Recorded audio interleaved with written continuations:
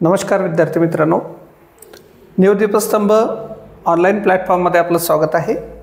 विद्यार्थी मित्रांनो, आज आपण चालू घडामोडीवर आधारित पॉईंट डिस्कस करणार आहे। तर यामध्ये दिल्ली उच्च न्यायालयाचे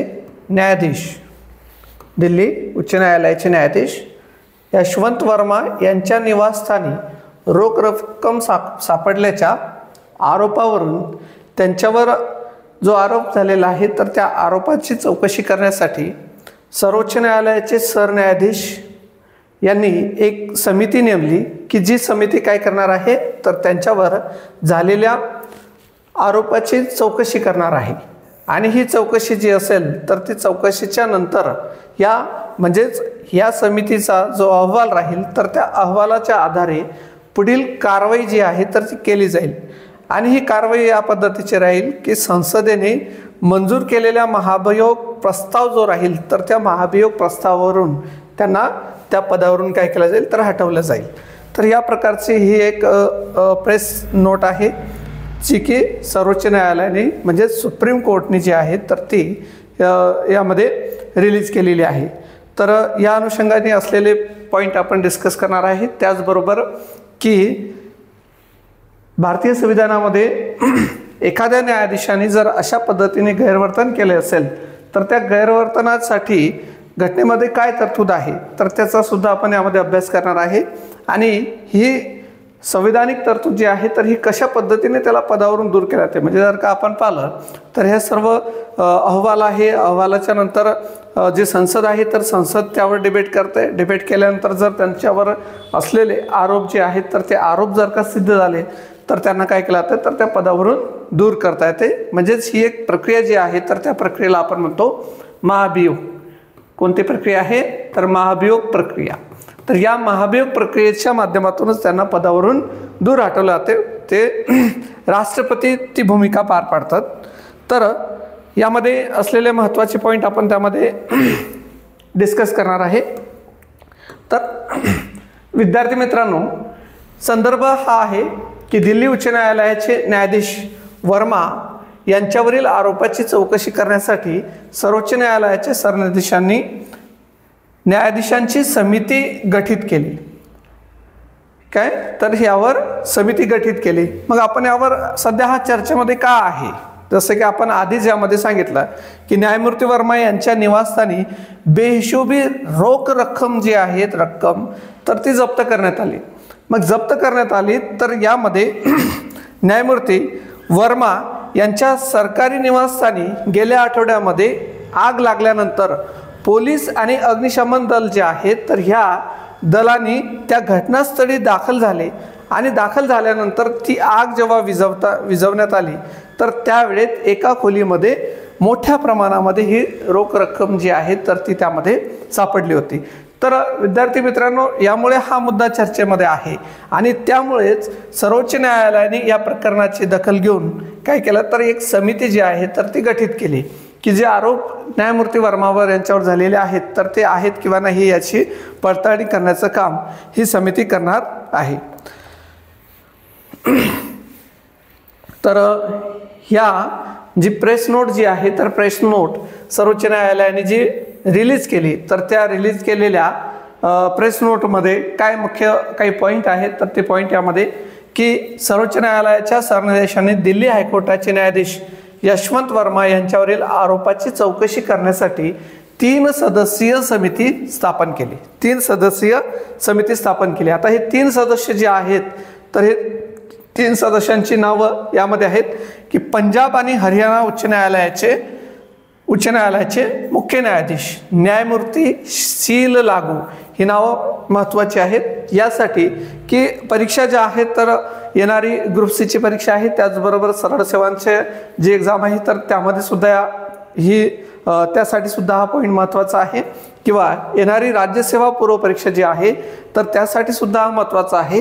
त्याचबरोबर राज्यसेवेचा GS2 पेपर जो आहे तर या दृष्टिकोनातून सुद्धा की जी परीक्षा आता वर्णनात्मक स्वरूपाची होणार आहे तर त्यासाठी सुद्धा हा पॉईंट महत्त्वाचा आहे।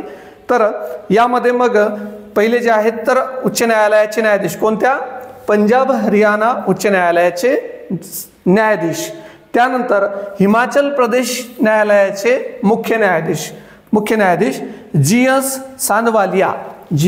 सांधवालिया यांचा सुद्धा याच्यामध्ये काय आहे समावेश आहे। आणि तिसरी व्यक्ती जी आहे तर तिसरी व्यक्ती कर्नाटक उच्च न्यायालयाच्या न्यायमूर्ती एक महिला न्यायाधीश आहेत, श्रीमती अनु शिवरामन। कोण आहेत? अनु शिवरामन। तर ह्या कर्नाटक उच्च न्यायालयाच्या न्यायाधीश आहेत। तर कर्नाटक उच्च न्यायालयाच्या ह्या न्यायाधीश आहेत, तर त्यांचा सुद्धा याच्यामध्ये समावेश आहे। म्हणजे 3 व्यक्ती आहेत। आवर्जून लक्षात ठेवायचे आहेत की ह्या परीक्षेमध्ये यावर प्रश्न विचारला जाऊ शकतो, कारण की दिल्ली हायकोर्टाचे न्यायाधीश यशवंत वर्मा यांच्यावर झालेला आरोप आहे आणि त्या आरोपाची चौकशी करण्यासाठी कोणते न्यायाधीश आहेत, तर या कोणते न्यायाधीश आहेत तर यांची आपल्याला यादी जी आहे तर किंवा यांची नावं आपल्याला परीक्षेमध्ये विचारल्या जाऊ शकतात। म्हणून आपण यामध्ये पंजाब आणि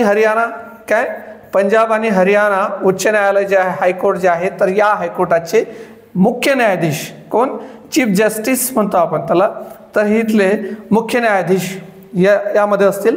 त्यानंतर यामध्ये कोणते? तर हिमाचल प्रदेशचे यामध्ये सुद्धा मुख्य न्यायाधीश असतील, चीफ जस्टिस। त्यानंतर जे कर्नाटक उच्च न्यायालय आहे तर कर्नाटक उच्च न्यायालयाच्या महिला न्यायाधीश यामध्ये असतील, त्यामध्ये अनु शिवरामन। तर यामधल्या ह्या फक्त न्यायाधीश आहेत, म्हणजे न्यायाधीश आहेत, ह्या मुख्य न्यायाधीश नाही आहेत। तर यामध्ये 2 मुख्य न्यायाधीश आहेत आणि 1 न्यायाधीश आहेत। तर अशा पद्धतीनं 3 न्यायालय जे आहेत, भारतातील 3 न्यायालय जे आहेत, तर या 3 उच्च न्यायालयाचे न्यायाधीशांचा समावेश यामध्ये आहे। न्यायालय आणि पुढे यामध्ये प्रेस नोटमध्ये काय म्हटलंय तर सर्वोच्च न्यायालयाने प्रेस नोटमध्ये असे म्हटले आहे की न्यायमूर्ती वर्मा यांच्याकडे कोणतेही काम सोपवू नये, म्हणजेच काय तर जोपर्यंत त्यांच्या आरोपांची पडताळणी होत नाही तोपर्यंत काय तर त्यांच्याकडे कोणत्याही प्रकारचे काम सोपवू नये अशा प्रकारचं काय सांगितलेलं आहे तर या प्रेस नोटमध्ये सांगितलेलं आहे। म्हणजे विद्यार्थी मित्रांनो, यामध्ये जे सुप्रीम कोर्ट आहे तर सुप्रीम कोर्टने जे प्रेस नोट काढली तर प्रेस नोटमध्ये हे महत्त्वाचे काही मुद्दे जे आहेत तर त्यामध्ये मांडलेत। यानंतर आपण की भारतीय न्यायव्यवस्था जी आहे तर न्यायव्यवस्थेमधील जे न्यायाधीश आहेत तर या न्यायाधीशांनी जर का काही गैरवर्तन वगैरे केलं असेल तर या गैरवर्तनाच्या विरोधामध्ये किंवा त्यांनी केलेल्या वर्तनाची पडताळणी करण्यासाठी भारताच्या संविधानामध्ये तरतुदी आहेत, तर त्या तरतुदी आपण यामध्ये पाहणार। तर न्यायाधीशांना त्यांच्या पदावरून दूर करण्यासाठी भारतीय संविधानातील संवैधानिक तरतुदी कोणकोणत्या आहेत तर यामध्ये कलम 217 मध्ये सांगितलेल्यानुसार उच्च न्यायालयातील न्यायाधीशाला त्याच्या पदावरून दूर करण्याची पद्धत ही सर्वोच्च न्यायालयाच्या न्यायाधीशाला पदावरून दूर करण्याच्या पद्धतीप्रमाणेच आहे। म्हणजेच यावरून आपल्याला हे लक्षात घ्यायचं आहे की भारताची जी न्यायव्यवस्था आहे तर या न्यायव्यवस्थेमध्ये आपल्याला सर्वोच्च न्यायालय हे सर्वोच्च पातळीवर आहे, म्हणजे देश पातळीवर आहे, आणि हायकोर्ट जी आहेत तर ही प्रत्येक राज्यामध्ये आहेत।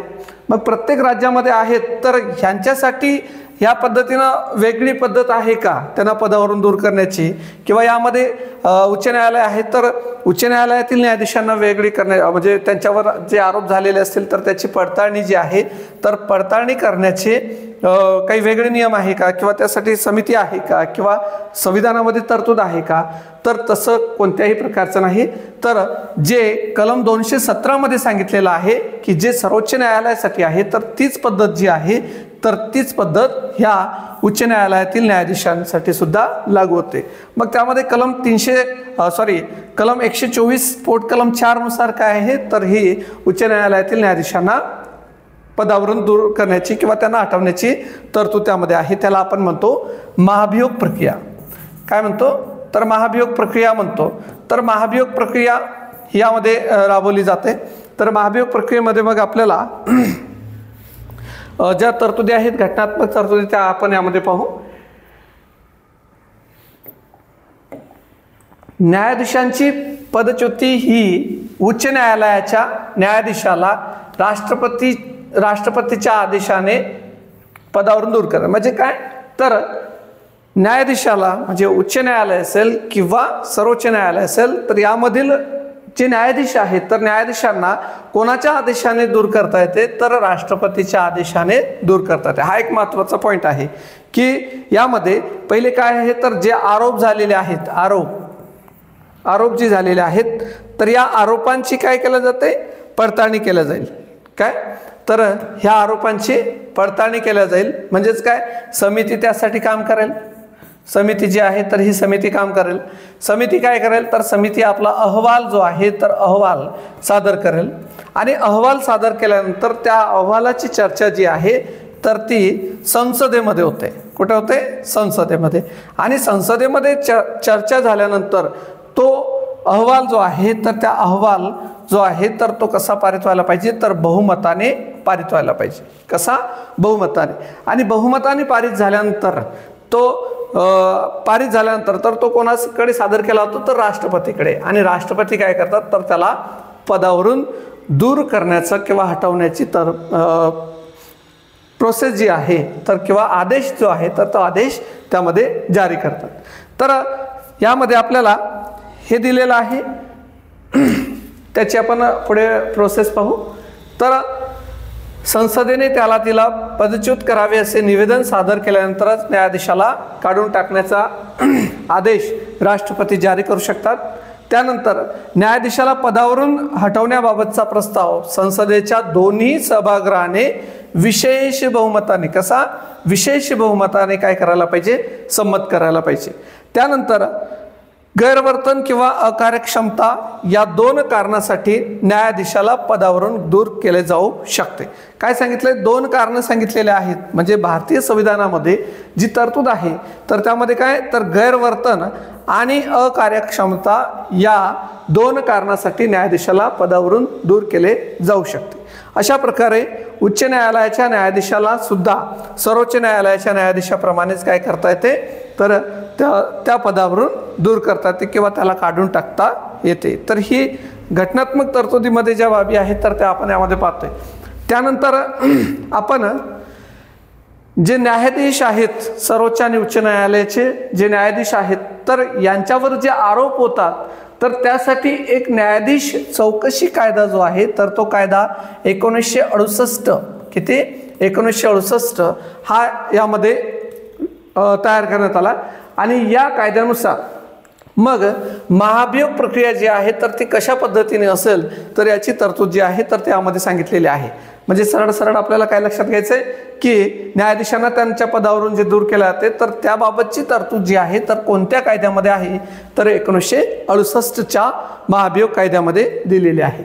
तर यामध्ये आपल्याला काही पॉईंट आहेत महत्त्वाचे की यामध्ये प्रक्रिया जी आहे तर ते प्रक्रिया कशी चालेल तर नंबर 1 ला 100 सदस्यांनी लोकसभेच्या बाबतीत किंवा 50 सदस्यांनी राज्यसभेच्या बाबतीत स्वाक्षरी केलेला प्रस्ताव जो आहे तर तो प्रस्ताव अध्यक्ष किंवा सभापतींना सादर केला पाहिजे।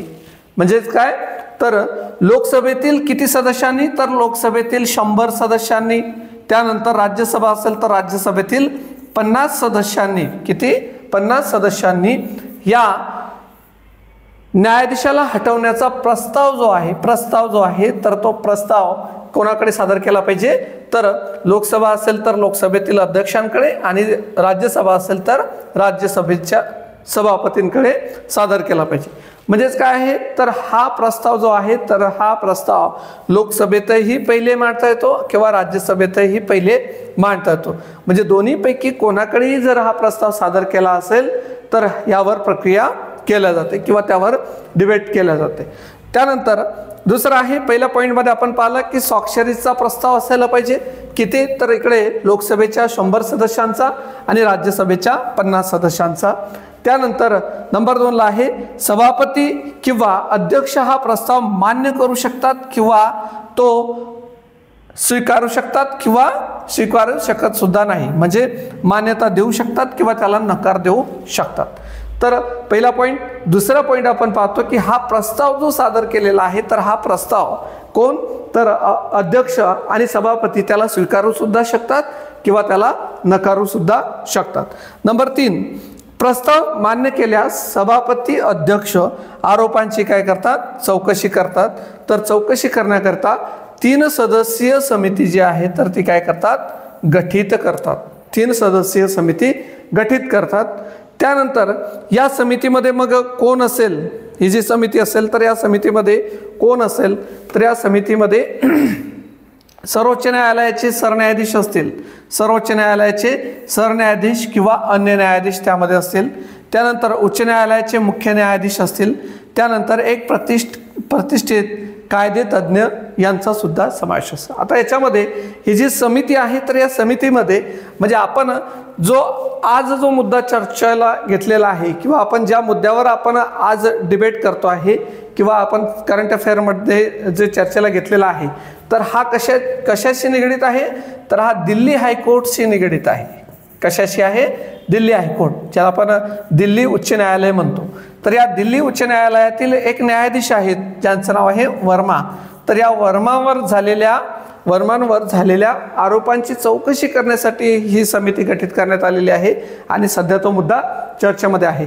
मग या समितीमध्ये काय आहे, तर यामध्ये 3 जे हायकोर्ट आहेत, 3 हायकोर्ट, तर या 3 हायकोर्टमधील न्यायाधीशांचा यामध्ये समावेश आहे. किती, 3.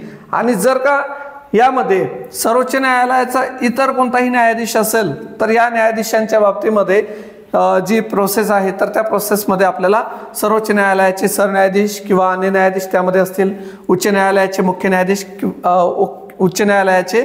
न्यायाधीश त्यामध्ये असतील आणि तिसरा जो व्यक्ती असेल तर तो एक प्रतिष्ठित कायदेतज्ञ, त्यामध्ये कायदेतज्ञाचा समावेश असेल. अशा प्रकारची तरतूद जी आहे तर ती तरतूद 1968च्या न्यायाधीश पडताळणी कायद्यामध्ये दिलेला आहे.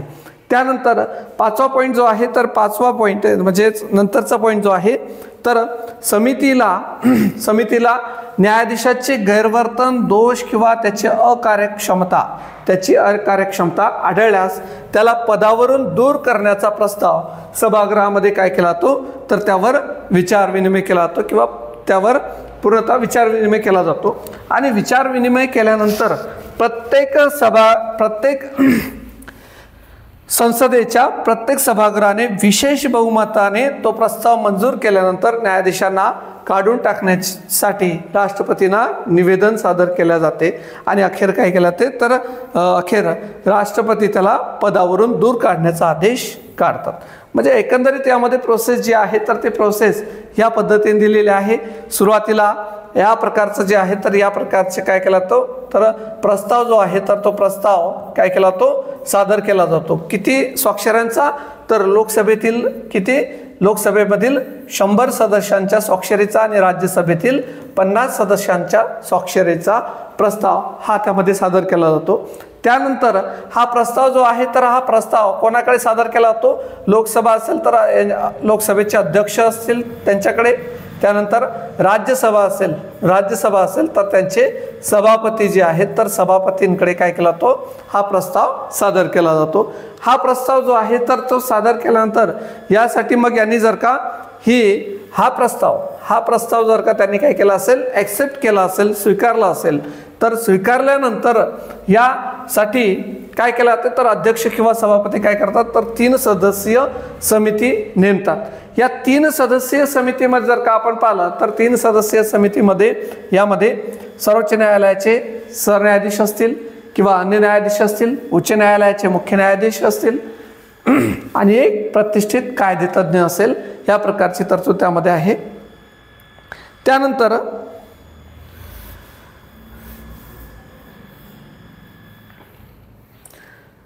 त्यानंतर आपल्याला आजपर्यंत जे न्यायाधीश आहेत किंवा अशा प्रकारची प्रोसेस जी आहे तर या प्रकारच्या प्रोसेसनुसार कोणत्याही न्यायाधीशाला हटवण्यात आलेलं नाही. हा एक आपला शेवटचा पॉईंट यामधला असेल.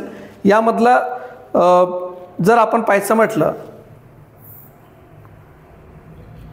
ठीक आहे, तर इथं आपला पॉईंट हा समाप्त होतोय.